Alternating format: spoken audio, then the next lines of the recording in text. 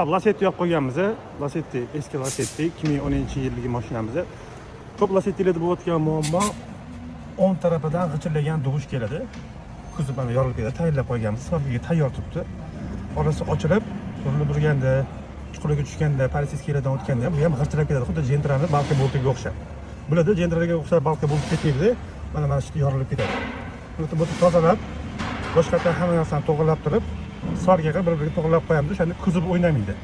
Bu eski Latsettilarda juda ham ko'p bo'ladi bunaqa tema, juda ham ko'pchilikda bor bu muammo. Ko'pchiliklar hal qildirishadi, bu narsa qo'yishadi, lekin muammo hal bo'lmaydi.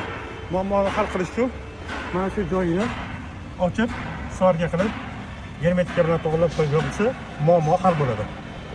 Latsettilarda Land Rover mana svarka bo'ldi. Chiroyli qilib kraskalar to'g'rilab qo'ydi. Xudo xohlasa mana tiqirlari, chaqar chuqurlari bo'lmaydi.